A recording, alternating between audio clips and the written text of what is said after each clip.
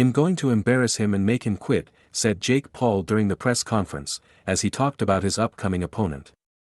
Julio Cesar Chavez Jr. The YouTuber-turned-boxer faces the former middleweight titleholder on June 28 at the Honda Center in Anaheim in a 10-round cruiserweight bout. Paul exuded confidence, vowing to hand Chavez Jr. a crushing defeat. Still, his opponent is a 39-year-old ex-champion well past his prime. Chavez Jr.'s last loss didn't even come from a fellow boxer.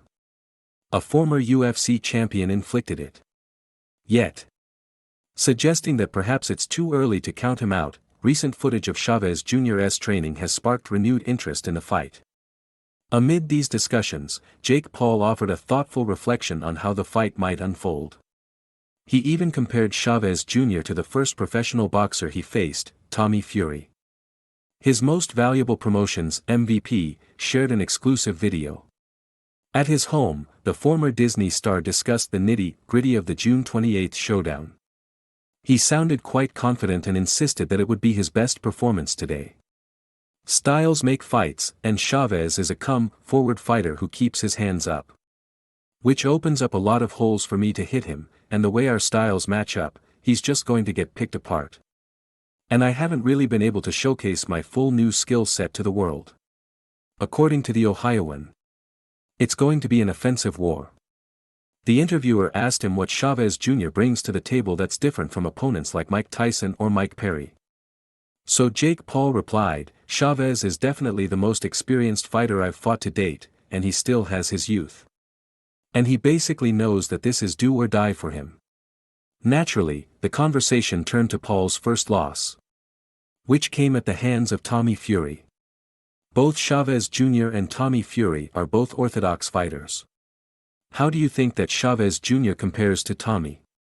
"Over 6 feet, they have a more traditional style," the interviewer probed. Jake Paul started with Fury. He highlighted that the scion of the famous boxing family has more speed and power, given his ability to use his footwork and move around. Fury is more of a boxer. Julio Cesar Chavez Jr. Chavez likes to make a fight happen, comes forward, engages.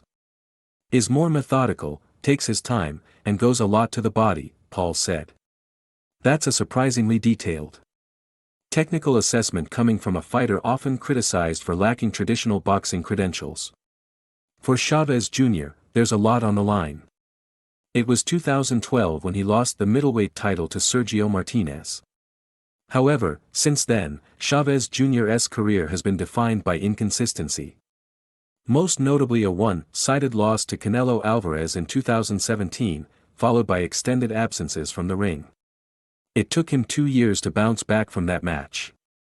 Then, meandering through losses and wins, mostly losses, he went on another break after the 2021 fight against David Segarra.